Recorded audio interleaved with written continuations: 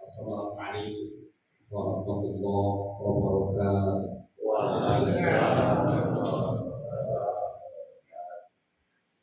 Bismillah, alhamdulillah, alhamdulillahilladzi hadana ila dinil Islam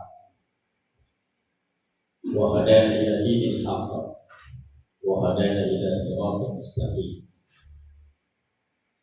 Walhamdulillahilladzi arsala rasulahu bil huda wa dinil haqq liyudhhirahu 'ala dini kullih wa kafa billahi shahida. Ahmaduhu wa nasta'inuhu wa nastaghfiruh wa natubu ilaihi wa na'udzu billahi min shururi anfusina wa min sayyiati a'malina may yahdihillahu fala mudilla lahu wa may yudlil fala hadiya lahu. Asyhadu an la ilaha illallah wahdahu la syarika lahu wa asyhadu anna sayyidana Muhammadan abduhu wa rasuluhu la nabiyya ba'dahu. Allahumma shalli wa sallim wa barik ala sayyidina Muhammadin wa ala alihi wa ashabihi wa man tabi'ahum bi ihsan ila yaumil amma ba'd.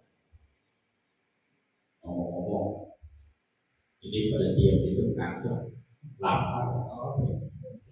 Yang anaknya diam kenapa? Ngantuk atau lapar? Atau ngantuk juga terus lapar? Insyaallah nanti panitia mengadakan sarapan.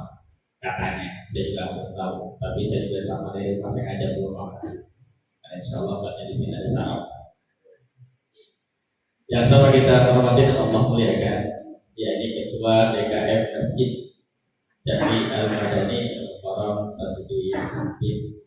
Mudah-mudahan beliau selalu sehat walafiat dan juga bisa memimpin kita di sini, dan mudah-mudahan senantiasa Allah turunkan keberkahan kepada kita semua.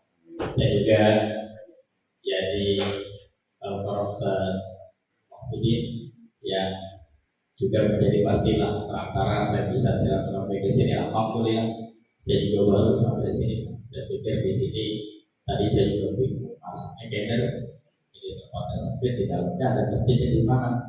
Karena masih sepi, saya sudah datang jam 4 kurang, saya sudah sampai di sini. Alhamdulillah, kenapa? Karena saya pikir acaranya dari Allah. Alhamdulillah, acara berjalan dengan lancar pada subuh. Maka mudah-mudahan kita yang hadir pada kesempatan kali ini mendapatkan doa dari Allah SWT. Sejenak kita tundukkan kepala kita untuk mendoakan saudara-saudara kita yang di Palestina. Mereka sedang berjuang keras. Anak-anak kita enak duduk di masjid. Anak-anak kita enak untuk bisa menimba ilmu, masih bisa bebas beribadah, tidak terjajah oleh apapun kecuali setan yang senantiasa menjajah. Jangankan anak kita saja yang sudah tua masih dijajah oleh setan.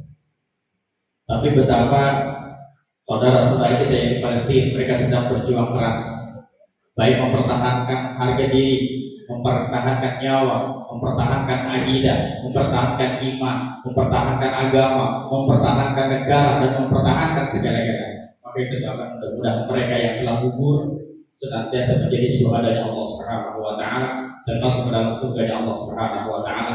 Dan mereka yang masih bisa bertahan, mudah-mudahan mereka diberikan kekuatan oleh Allah Subhanahu wa taala. Bihadiriya wa ala kulli salihan ila khadatin nabi bisafa'ati rasul wa bidiyatil qubul al-fatihah. A'udzu billahi minasyaitonir rajim. Bismillahirrahmanirrahim. Alhamdulillahirabbil alamin arrahmanir rahim maliki yaumiddin. Iyyaka na'budu wa iyyaka nasta'in. Shiratal mustaqim shiratal ladzina an'amta 'alaihim ghairil maghdubi 'alaihim waladdallin.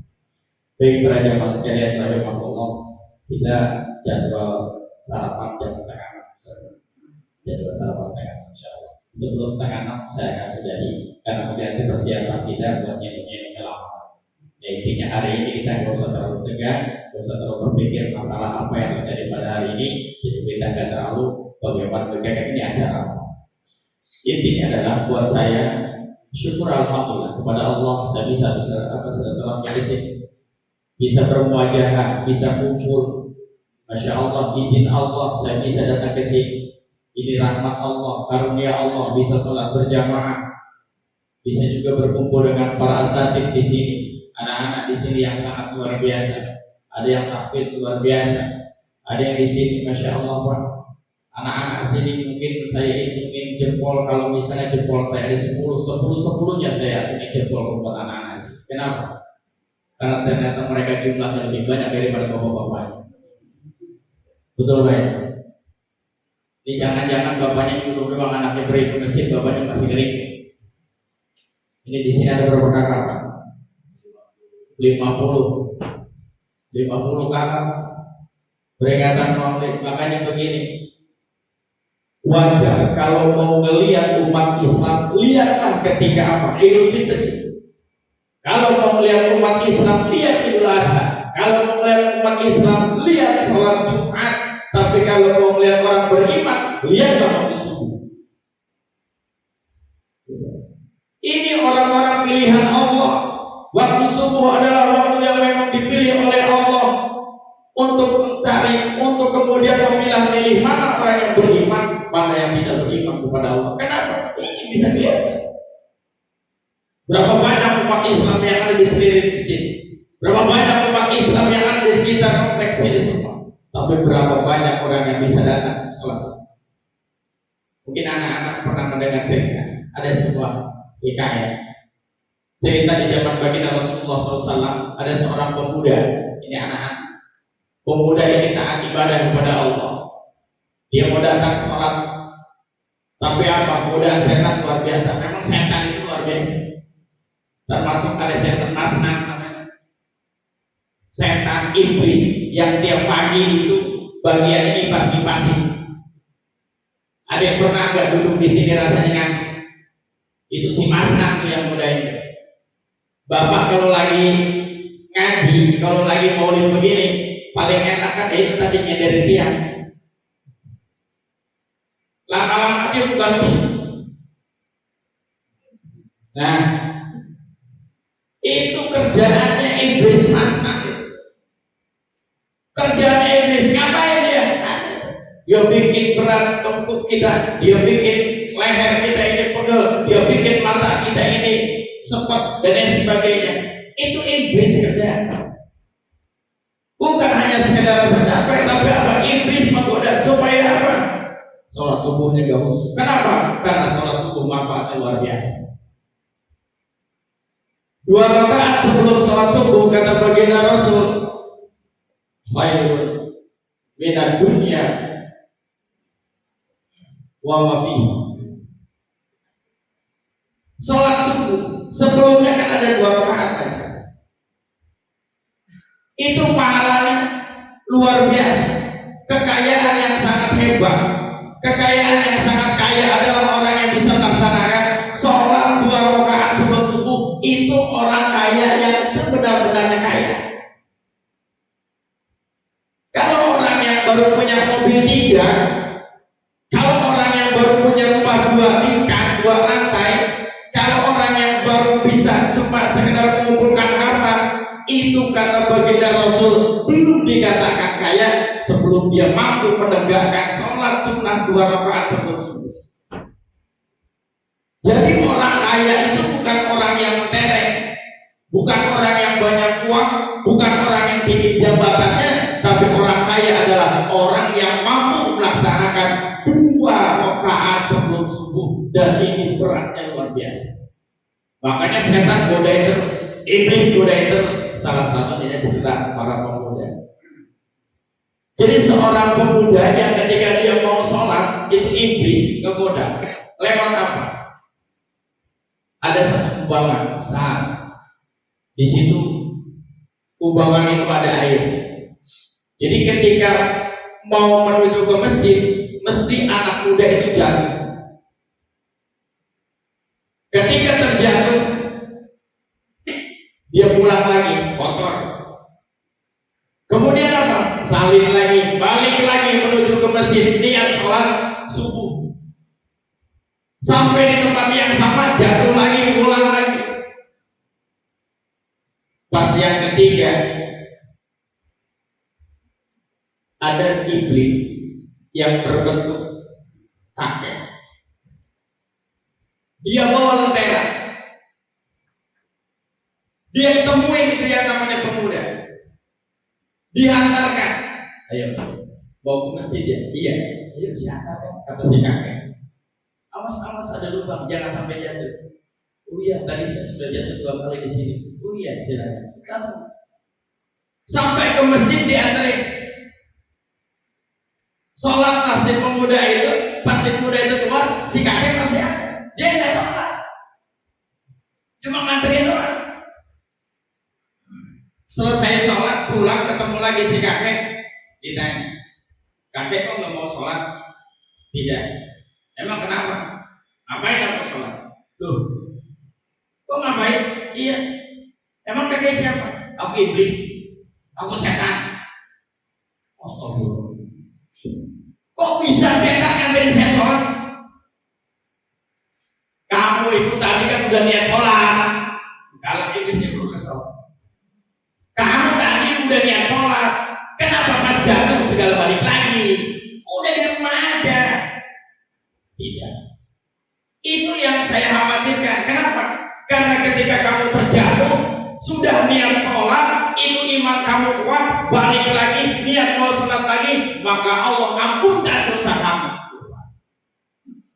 Orang yang niat sholat subuh pagi-pagi, bangun dia berwudu, berangkat ke masjid, Allah ampunkan dosanya. Alhamdulillah.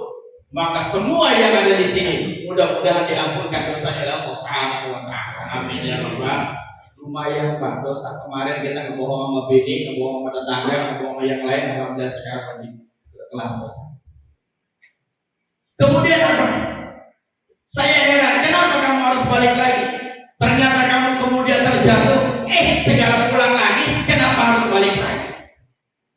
Ini yang saya khawatirkan kedua. Kenapa? Karena ternyata niat yang makin kuat untuk bisa melaksanakan sholat subuh, maka orang yang ada di rumahmu dan semua yang ada di rumah situ, maka Allah ampunkan dosa-dosanya. Keluarganya, semua orang yang ada di rumahmu dengan niatan kamu sholat subuh, maka diampunkan dosanya. Masya Allah. Bapak sholat subuh ke rumah, ke masjid, niat karena Allah, ikhlas karena Allah, digoda luar biasa, rasa ngantuk dilawan, sepat mata dilawan, rasa ini semua dilawan, maka Allah akan mengampunkan dosa kita, keluarga kita, dan semua orang di rumah kita. Masya Allah, alhamdulillah. Kemudian apa? Kata iblis, karena saya khawatir kalau kamu terjatuh lagi, iman kamu makin kuat, maka saya antarkan kamu mendingan sholat subuh ke sana. Biarin saya anterin, daripada nanti jatuh lagi, kemudian niat lagi. Kenapa? Karena yang jatuh pertama ini digoda sama iblis dengan harapan tidak berangkat ke masjid, tapi karena berangkat akhirnya apa? Godaan saya membuat kamu itu diampunkan dosanya. Artinya kalau orang sholat ke masjid gak ada godaannya, pahalanya cuma dapat sholat. Tapi ketika dia digoda, kemudian dia mampu mengatasi godaan itu, maka Allah akan ampunkan dosanya. Contoh, tadi saya lihat di sini, pertama datang, ya Allah, ini maulidnya berapa? Datang satu orang, Masya Allah, anak muda. Saya pikir pasti ini pengantin. Ya sudah, saya ke kamar kecil sebentar, saya masuk dari mobil, karena saya belum tahu, takutnya salah. Ayo datang aja, Allah, saya lihat bocah yang datang, anak lagi,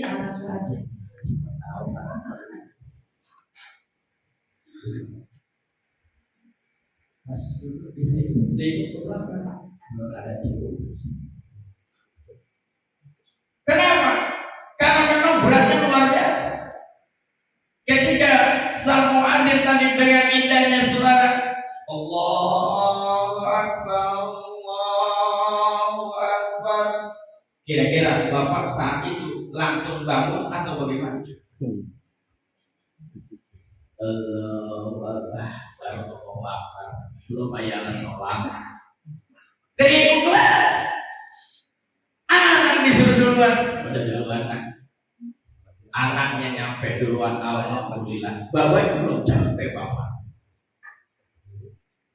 Artinya apa? Ketika kemudian hayya 'alas shalah, ternyata apa? Subuh.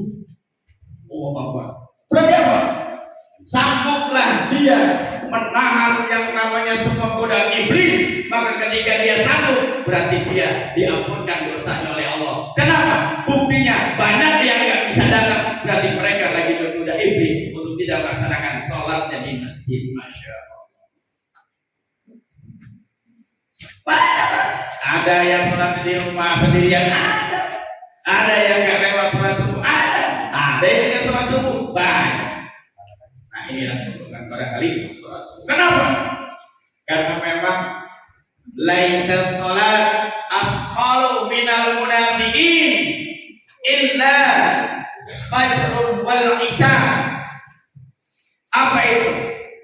Laisa sholat, tidaklah sholat itu asqalu, yang lebih berat minal munafiqin, daripada orang-orang munafik. Sholat apa yang berat? Fajar dan isya. Maka dua sholat ini berat dan minta ampun, Pak. Ini subuh kalau nggak dipaksa susahnya luar biasa.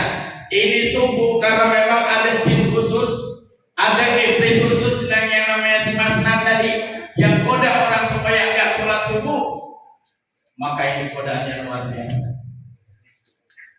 Nah, maka alhamdulillah kita bisa sholat subuh berjamaah, bisa memperingati Maulid Nabi Muhammad SAW.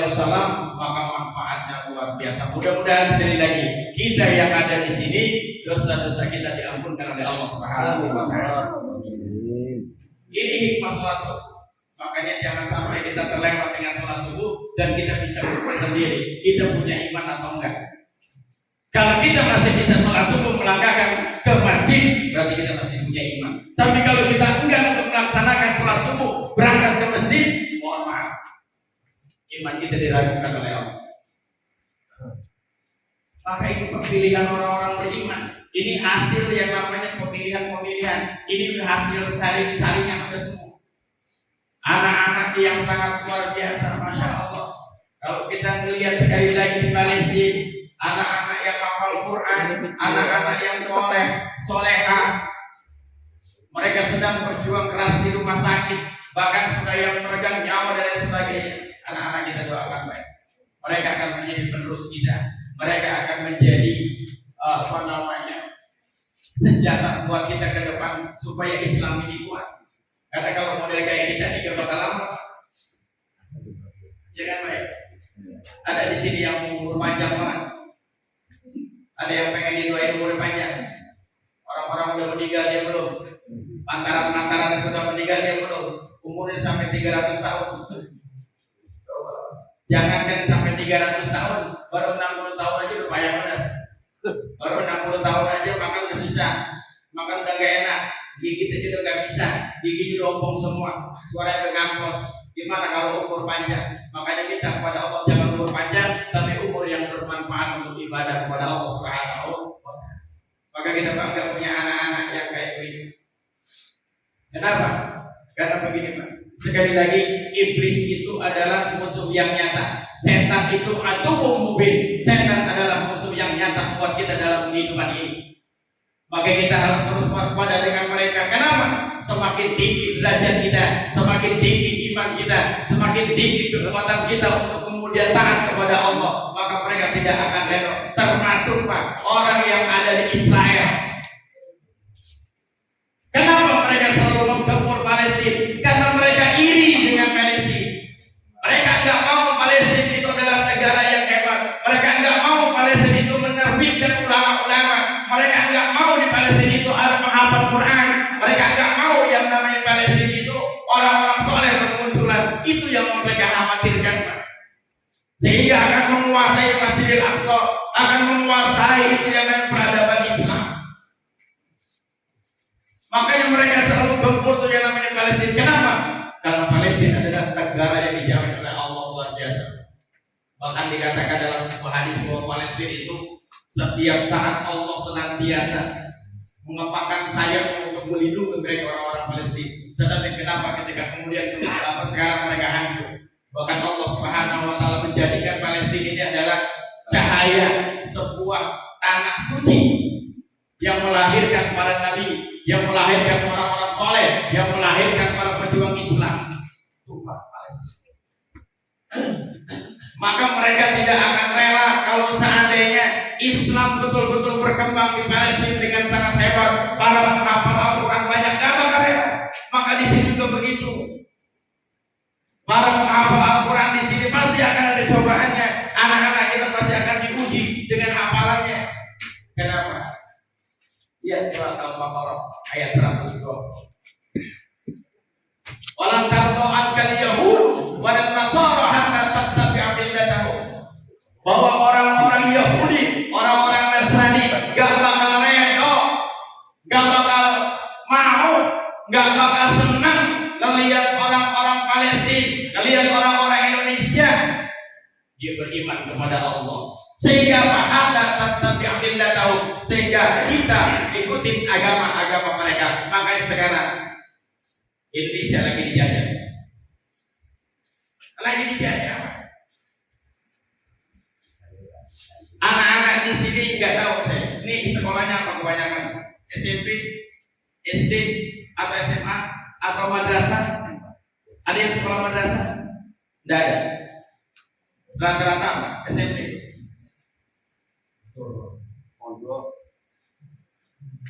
Akhirnya apa? Solusinya sekarang hanyalah TPA, hanyalah pondok-pondok pesantren. Itu menjadi solusi. Kenapa? Madrasah sudah tidak dinyati. Dan juga Pak, yang paling dahsyat adalah di madrasah juga dihancurkan Pak. Dengan apa? Kurikulum Pak. Saya kebetulan ada madrasah. Pertama akidah alam, kedua Al-Quran hadis.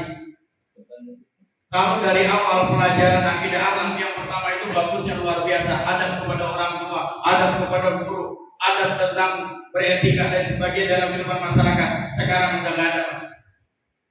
Sekarang itu yang ditumbuhkan adabnya adalah untuk diri sendiri, kreatif, produktif, inovatif. Hanya untuk diri sendiri bagaimana dia menghadapi masa depan, tapi nggak pernah berpikir bagaimana mencetak anak yang berakhlak mulia. Nggak ada Pak sekarang kurikulum itu, hilang semua. Tentang ketauhidan dulu itu ada, sekarang cuma memang betul-betul bisa sih masih ada menghafal sifat 20. Tapi apa? Sifat-sifat yang lain, asmaul husna yang lain tidak dibahas Pak. Hanya beberapa sifat saja. Itu madrasah Pak. Apalagi yang namanya SMP. Bagaimana kurikulum pendidikan agama di SMP, di SD, di SMA. Makanya kalau misalnya bisa menyekolahkan anak di kita yang ada muatan-muatan lebihnya, monggo silakan. Carilah anak-anak kita biar selamat. Kenapa? Karena mereka sekarang sedang dijajah. Apa yang dijajah? Agama mereka. Apalagi sekarang Pak, masalah segala-galanya luar biasa. Kita memang lagi diperangi Pak. Saya ingat betul tahun 99, tahun 90-an saya masih sekolah. Itu ada persentase bahwa Muslim di Indonesia 90%, Muslim di Indonesia masih 95%. Tapi kemudian tahun 2000, bahkan sekarang tahun 2020, Muslim di Indonesia tinggal 80%. Itu pun berkurang. Berapa coba persentasenya? Saat itu jumlah penduduk Indonesia masih 125 juta, sekarang sudah 300. Kalau 80% berapa? Maka sekarang betul-betul dijajah. Di sekolahan sedang dijajah. Apalagi kemarin ada statement pesantren mau dihapuskan. Masya Allah. Pengajian apa itu pengajian katanya? Orang katanya kalau ngaji mulu, orang nggak bakal berkembang kalau dengan agamanya. Maka agama akan mengikat seseorang untuk menjadi nggak bakal maju. Masya Allah. Ternyata mungkin sekarang lebih banyak mana anak tawuran tahun 90-an dengan sekarang. Lebih banyak mana anak membunuh orang tuanya dulu dengan sekarang. Lebih banyak mana anak durhaka dulu dengan sekarang. Kemarin saya pulang ada pengajian di Rawabuntu Ujung Menteng. biasanya saya pulang jam 9 malam. Dilalahnya saya ada jadwal maulid di daerah Kiangsana sini juga, perbatasan Bojong Kiangsana. Panitia telepon, Ustaz, acara kita nggak lama, Ustaz jam 9 mau naik. Berarti perjalanan dari Bojong Menteng sampai Kiangsana saya perkirakan 45 menit. Berarti jam 8:10 saya sudah selesai pengajian. Selesai pengajian saya langsung pulang. Apa yang saya dapat? Sampai di Kiangsana jam 9:15 ada tawuran luar biasa, besar-besar. Di mana itu? Persis di flyover Bojong Menteng. Dari mulai jembatan baru Rawalumbu arah mau ke flyover di situ terjadi besar-besaran. Di lalangnya alhamdulillah saya sudah pulang. Biasanya jam segitu saya pas lagi lewat situ. Kemudian dapat informasi lagi di daerah Jatisari ada 2 anak yang bawa eksplosif. Wow, panjangnya 1 meter. Anak-anak ini yang sudah tercekoki oleh godaan setan, yang gak pernah punya akhlak, gak pernah punya etika. Kenapa? Karena mereka gak senang dengan agama. Bagaimana agama kita atau bangsa kita akan selamat kalau seandainya yang sekarang itu tercetak adalah orang-orang yang gak punya adab? Bagaimana bangsa kita bisa selamat kalau seandainya generasinya seperti itu? Mohon maaf Pak, dulu juga begini. Ketika saya masih kuliah tahun 90-an, itu banyak banget teman-teman saya dari Singapura, teman-teman saya dari Malaysia, teman-teman saya dari Thailand, itu kuliah di UIN Jakarta. Ada itu. Bahkan dari Malaysia itu banyak banget yang ke UIN Jakarta. Kenapa? Perputaran atau pertukaran pelajar. Bahkan Indonesia itu dulu diminati untuk dunia pendidikannya. Makanya untuk sekitaran Indonesia banyak banget yang sekolah di Indonesia. Tapi sekarang mana? Gak ada yang mau sekolah di Indonesia. Kenapa? Kurikulumnya sudah dijajah, kurikulum sudah dihancurkan, dan bahkan kita ini didoktrin untuk idiot anak-anak kita mau belajar. Dipersulit Pak kita luar biasa belajar agama. Makanya anak-anak yang kayak begini, masya Allah, kita pertahankan. Anak-anak yang masih senang mengaji Pak, kita motivasi terus, kita bangun, kita siarkan masjid ini dengan kegiatan-kegiatan anak-anak kita Pak, kita utamakan. Kalau pengajian bapak-bapak, ya Allah, kita tinggal hanya ingat kematian. Tapi kalau anak-anak kita sudah mati, apa yang mereka akan katakan? Mada taqulun, bukan mada taqulun. Jangan pernah berpikir anak saya mau jadi apa yang mereka makan, mereka punya rumah di mana, nanti tinggalnya apa, jabatan mereka apa. Bukan itu yang kita pikirin, tapi mada taqulun, apa yang akan mereka katakan nanti kalau kita sudah meninggal. Masihkah mereka mengatakan la ilaha illallah? Masihkah mereka mau masuk dalam masjidnya Allah? Masihkah mereka mau membaca Al-Quran? Karena sekarang dijajah luar biasa Pak. Saya kebetulan DKM Pak. Di salah satu masjid di Bojong Sari di kampung saya DKM. Baru tahun ini Pak saya di demo. Kalau di komplek mohon maaf mungkin, karena memang apa, lingkungannya istilahnya memang sama-sama paham. Kalau di kampung Pak, dari zaman dulu di kampung itu mungkin Bapak ngerasain itu yang namanya tadarusan dari ba'da sholat tarawih sampai subuh. Di kampung begitu Pak. Sekarang masih begitu Pak. Tiba-tiba apa?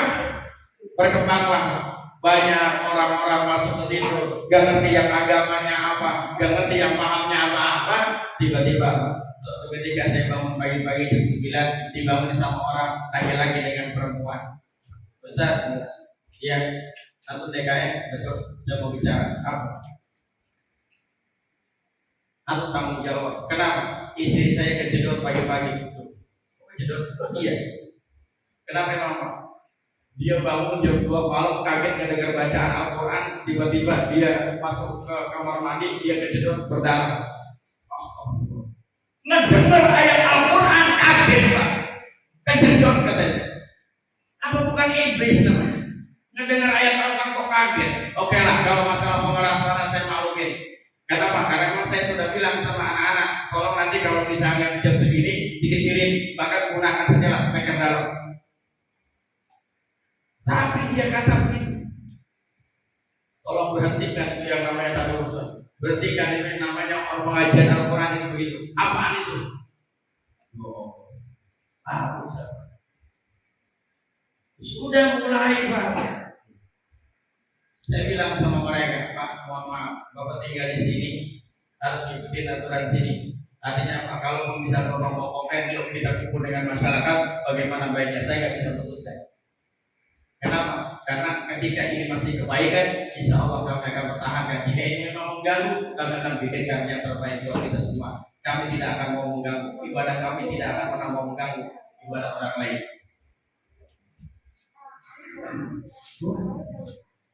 Ini kita terus dijajah, terus dirongrong luar biasa. Makanya itu cara kita pertahankan.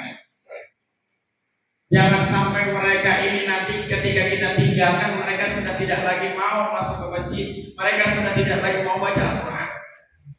Lalu siapa yang mendoakan kita? Kita ini masih yakin, kita masih percaya al-waladun sholih yad'ulah, anak yang soleh yang mendoakan orang tua, amanah tidak akan terputus. Insya Allah sampai kepada kita orang tuanya ketika mereka mendoakan kita. Tapi kalau mereka sudah lupa karena memang tidak senang dengan agama, apa yang terjadi? Bapak yakin sudah banyak amalan tanpa harus mencetak amal soleh, tanpa harus berinfak di masjid ini. Karena berkata baginda Rasul, idama tatu adam ikota amaluhu illa bisalasin, sodaqah jariyah, ilmu yutawfi, awalan soliyatullah. Bahwa amalan tidak terputus ketika kita meninggal ada 3 perkara. Apa itu? Sodaqah jariyah, ilmu yang bermanfaat, dan juga anak yang soleh yang mendoakan kita. Ini yang kita persiapkan. Kita nggak perlu pikirin mereka ini itu. Ketika kita sudah memberikan keilmuan kepada mereka, mereka kita masukkan ke sekolah, mereka kita ajarkan ilmu-ilmu agama, ilmu-ilmu umum, ilmu-ilmu dunia untuk bisa menembus dunia angkasa. Insyaallah mereka akan selamat. Tapi siapa yang menjamin akidah mereka? Siapa yang menjamin keimanan mereka kalau mereka tidak senang dengan masjid? Maka kita ramaikan masjid ini dengan anak-anak kita. Jangan pernah kita usir mereka. Jangan pernah kita main mereka, jangan pernah kita apakan mereka ketika ada di masjid ini. Mari kita bimbing mereka. Makanya kan dulu ketika pertempuran jajah di Irak, waktu yang Irak itu hancur, yang pertama dibantai itu kan anak-anaknya dulu. Anak-anak para penghafal Quran, termasuk yang Palestina ini yang dihajar sebetulnya adalah anak-anaknya. Kenapa? Kalau orang tua nggak usah dipikirin, kita juga mati. Tapi kalau masalah anak-anak, dia masih lama bertahan. Tapi kalau dia bisa hafal Quran, kemudian dia ahli dalam bidang agama, ini yang gawat. Itu buat musuh-musuh Islam gitu. Makanya di Banda itu adalah anak-anak para penghafal Al-Quran. Makanya kita jaga mereka sekarang. Kita pertahankan mereka, akidah mereka, keilmuan mereka, agama mereka, tauhid mereka. Kita mau setengah 6, kita lagi kita salah. Hari kita mulai ya, nggak usah banyak-banyak ya. Yang penting apa? Yuk kalian semangat terus. Semangat terus beribadah. Buat apa? Keselamatan kita dan doakan orang-orang tua kita. Kita persiapkan diri kita untuk menjadi orang hebat. Jangan kita mau tertindas. Saya sering ngomong begini, nah ini yang anak-anak ya. Nah, ini yang anak. Coba tolong saya ajak berpikir. Pernah melihat anak-anak bawa karung nggak? Mohon maaf ya, bukan mungkin. Pernah melihat anak-anak bawa karung mulung nggak? Mulung ngambilin itu. Pernah kan? Pernah melihat sering. Kemudian pernah enggak melihat anak-anak ngamen? Sering. Anak kecil sekarang ngikutin badut. Sering. Nah sekarang saya mau tanya, ente mau nggak jadi anak-anak begitu? Hah? Mau nggak? Nggak mau. Mau nggak jadi pemulung? Mau nggak jadi pengamen? Bukan mereka terhina, tapi apa? Kalau bisa kita jangan seperti itu gitu. Persiapkan diri kita untuk menjadi orang yang mulia, baik dunia maupun akhirat. Saya sering begitu Pak ngajarinnya. Nah, kalau kamu orientasinya uang, sekarang bisa saja. Kamu ambil tutup botol, kamu geprek sedikit, kasih lubang, geprek, dah begitu. Apakah itu bisa selamanya? Tidak. Maka itu, mohon maaf sekali lagi, bukan untuk menghina mereka, tapi mereka itu mulia, karena itu adalah pekerjaan halal. Tapi kalau bisa, kita jangan seperti itu. Ya, kita jangan seperti mereka. Kita angkat derajat kita angkat derajat orang tua dengan apa? Agama. Apa yang bisa angkat derajat? Yarfa'illahu alladziina aamanu minkum walladziina utul ilma darajat. Yang bisa angkat derajat kedua, ilmu dan iman. Maka jadikan iman dalam hati. Penuhi hati dengan ilmu. Insya Allah akan mulia hidup. Mereka yang terhina karena mereka tidak punya iman. Mereka yang terhina karena mereka tidak punya ilmu. Itu kuncinya. Kalau mau hidup mulia di dunia ini, yuk berilmu dan beriman. Maka kebahagiaan akan dapat baik dunia maupun akhirat. Kalau cuma bahagia dunia doang, silakan cari ilmu sebanyak-banyaknya tanpa iman. Tapi kalau keselamatan bahagia dunia akhirat, carilah dua, iman dengan ilmu. Baik. Para jemaah sekalian, mohon maaf yang sebesar-besarnya jika ada kesalahan atau sebagai kesilapan, dan juga barangkali saya juga masih memakannya. Ya, mohon maaf. Pakaian juga bukan sekedar pakaian saja, bukan ini orang hebat. Pakaian aja begini Pak. Ya, karena senang aja saya pakai pakaian begini. Kemarin online ketemu, ini juga dibeli gitu. Jadi saya pakai aja lah pakaian begini. Ini bukan orang hebat ya Naya. Ini pakaian begini bukan orang hebat. Ini terus sama aja kayak Batman begini ya. Ya, itu artinya apa? Ya, kita cari orang-orang soleh, kita cari orang-orang hebat, kita cari orang-orang yang punya ilmu dan iman untuk dijadikan sebagai sandaran dan agama kita. Ya, cari agama sebanyak-banyaknya, cari iman sebanyak-banyaknya, jaga jangan sampai hilang. Sekali lagi saya mohon maaf yang sebesar-besarnya. Assalamualaikum warahmatullahi wabarakatuh. Waalaikumsalam.